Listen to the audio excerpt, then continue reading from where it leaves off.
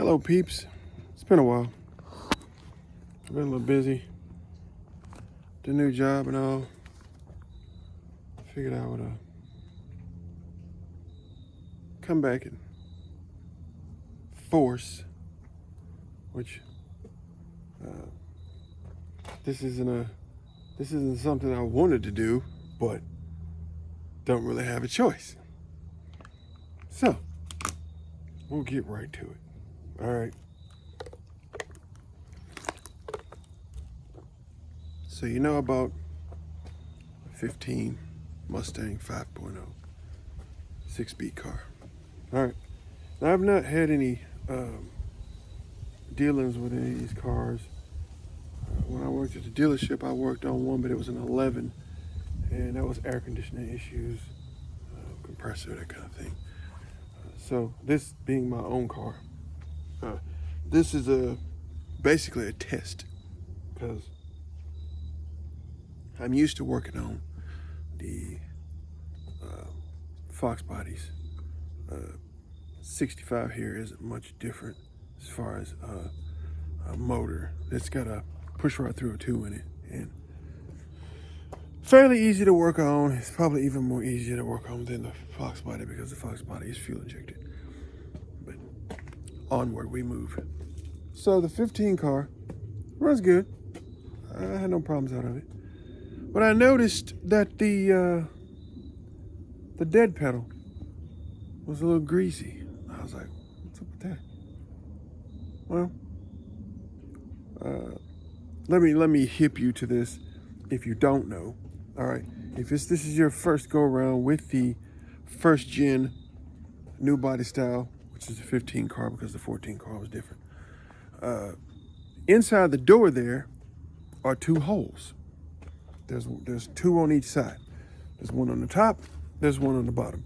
And I'm not going to show them to you because number one, it's hard to see them in between the door frame. But in context, they're like this. There's one here and there's one on the bottom. Okay? Instead of plugging these 2 holes with a rubber grommet or a rubber plug of some kind, this is Ford's cheap way of fixing the problem by putting a sticker over the hole.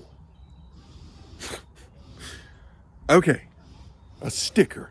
Now, the car I bought, the guy drove it some.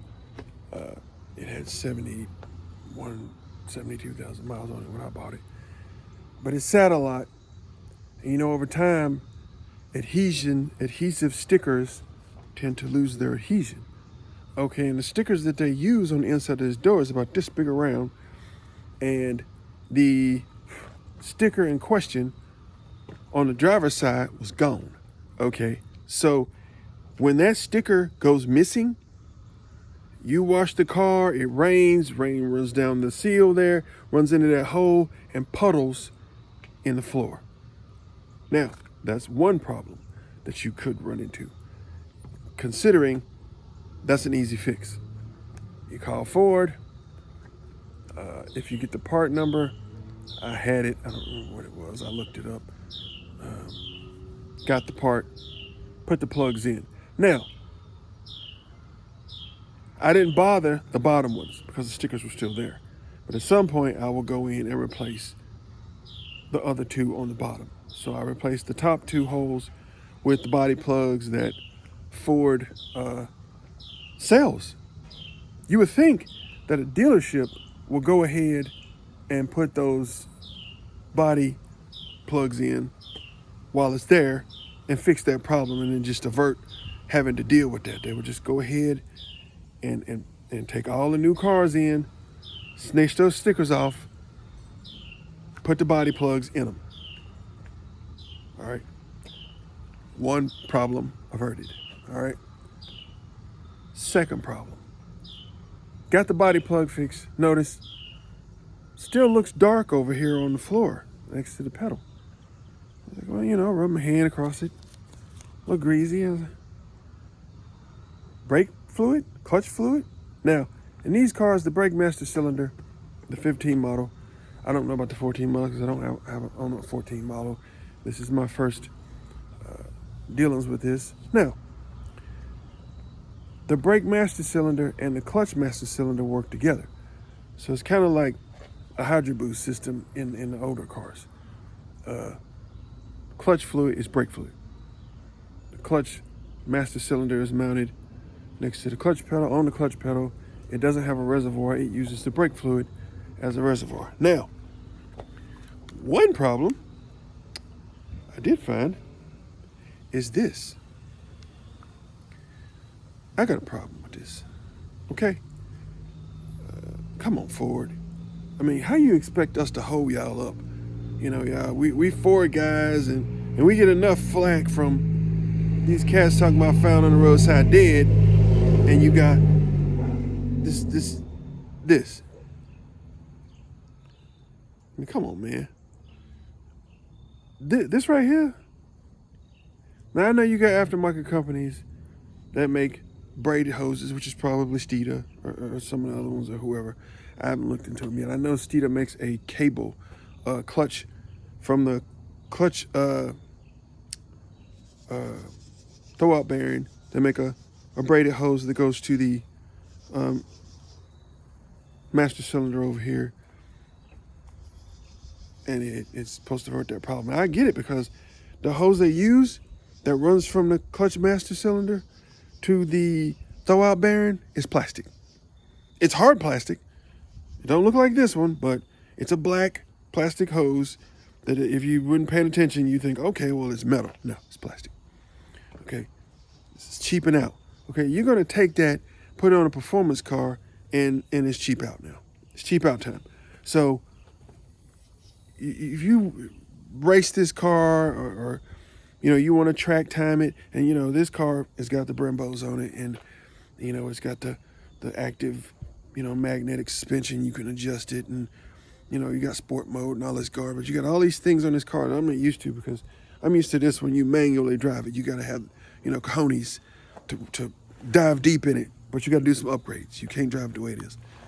Back to this one. This. Okay.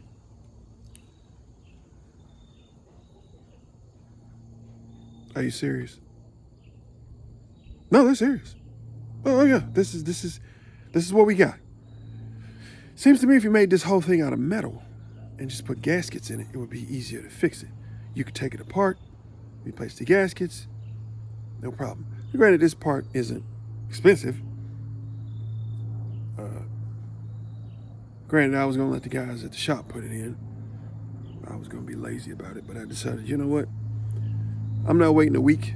So I said, you know what? I'll go home and I'll go ahead and do it myself. So I said, well, you know what? I never worked on any of these cars. Let me go watch a couple videos and see what these dudes are dealing with. Now, this one was leaking here. Right in there. That seal in there was leaking, and that's where the brake fluid was coming from. So the brake fluid in turn was leaking out of it and leaking onto this. This is your clutch switch. This is connected to the body of your clutch pedal assembly, and your clutch pedal hits this to start the car. Now, granted, what you don't know about this is two pieces. The front of it comes off so you can clean the contacts in it. So I took it apart, cleaned it, put it back together. All right. Here's the new one. Now, another thing about parts with Ford, okay? So one guy, his car was a 16. Okay, my car is a 15. This eyelet here, okay? I called Ford dealership, gave him my VIN number. He did the same thing, but he got this one. Now, you also have to realize when you call Ford for something that they take and revise parts. Now, the one that he had has instead of a flat eyelet, it's got a cage on top of it, and you put a clip in it.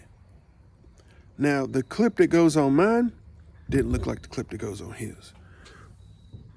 My clip looks like this. Yeah, completely different from what was in his video. Now, being that his is a 16, they run the range of this clutch master cylinder being from 15 to 23 possibly. I don't know anybody that owns a 23 car, nor did I see any videos of anybody working on one other than the 2 or 3 guys that have owned cars. One was a V6 car. This is the same in the V6 car. If you got a 6-speed, it's the same clutch master cylinder and the same eyelet. They give you the same part. You give them the VIN number, they give you the 7A543-C1X. Now, there is no other version of it that I know of. I did look at the part number on a couple of other ones, and the cage one, I have not seen anybody with it. Now, they're taking it off the car, but the one they get is this one. You need to figure out how to make it work with, and the clip that they got isn't this clip. It looks like a see this clip on the end of this? It kind of looks like that kind of clip that goes on the end of this to hold it in place. Yeah. So, this is supposed to be a 5-hour job. I've probably been out here maybe an hour and a half. I didn't take the pedal assembly out. Those dudes took the pedal assembly out. I didn't take it out. Now, if I find that I managed to get it out without taking the pedal assembly out, the first guy in the first video said you got to take the pedal assembly out, undo the bolts, pull the master cylinder this way, and that's the only way you're going to get the pedal assembly out. Well, I basically just took the seat out, crawled up under there, took these 2 bolts right here out, pulled it out under the dash. I had to take the hose off here, this hose off, and I pulled it off under the dash. I'll go back in there, stick this back in the car, goes through the firewall, put the 2 bolts back in it, put the eyelet on the clutch pedal, move on. I seriously don't think this is going to take me 5 hours. At most, I might be out here a total of 3 hours. And, the system pumps itself up. So, I didn't even lose. I might have lost just a minimum amount of fluid. Not even enough that I need to refill the reservoir, because it didn't even go down. I capped it when I took the hose off of it. So when I put this hose on, I probably won't lose hardly any. It pumps up. I'll pump it up, and if I need to add some fluid for the clutch to stiffen up, then I'll do so. But I figured I'd make another video, since my man said there's only a myriad of videos of people doing this. Okay, you can attack this. And what was funny about it was, me and my wife were sitting here watching this video last night. And what I thought was funny about it is that she said, boy, he sure is making this seem like a confident thing. First he says, well, you can do it, but it's gonna be irritating. It's gonna make you mad. I'm like, well, I haven't gotten angry yet. I've gotten angry working on this thing, but so far, I managed to go in there, take it out without fail. I had any problems. I didn't have to take the clutch pedal assembly out, which is you take 4 bolts loose, and then there's a chance of breaking the pin. There's a pin in the brake pedal where you have to take the master cylinder plunger off of it to get the whole assembly out of the car. Okay, so I wrote the number down just in case I was going to go that way, but I decided to try it this way and see if I would be successful. So far, I haven't ran into any problems.